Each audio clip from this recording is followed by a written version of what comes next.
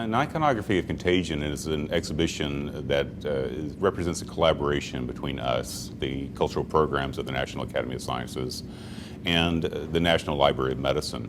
Our mission within cultural programs is to form exhibitions that explore the intersection between art and science, and that includes visual culture of any kind, as well as the intersection of science and technology and medicine, which is exemplified in this exhibition. In the late 19th, early 20th century, there was a revolution in the use of visual images, and everyday life for people, especially people living in cities, was transformed, partly due to innovations in print technology.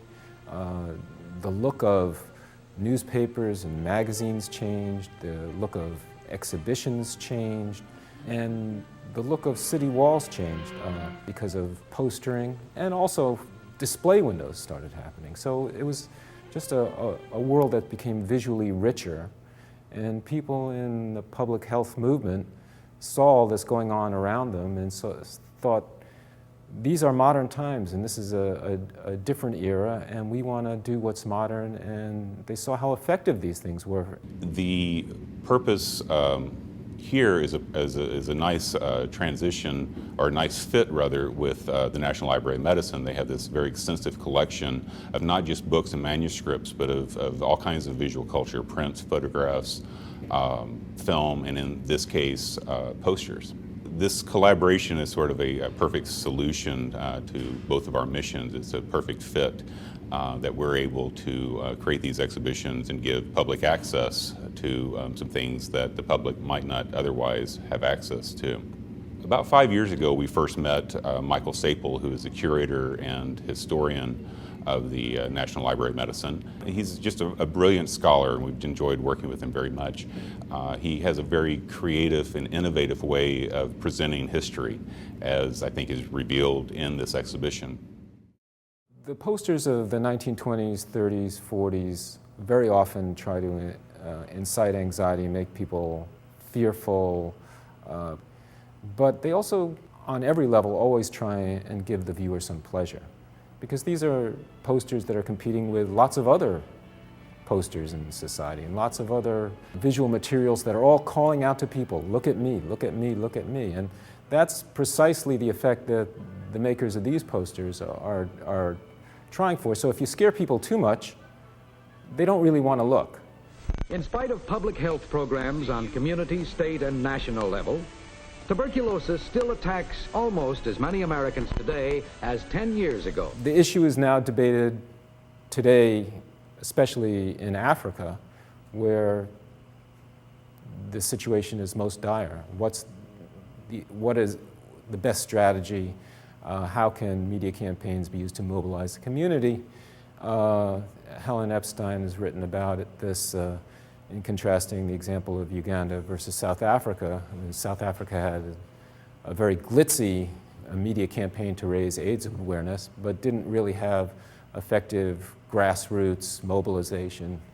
Uganda had a much cruder public health campaign, kind of more homemade looking, but mobilized people on the village, city block level, much more effective.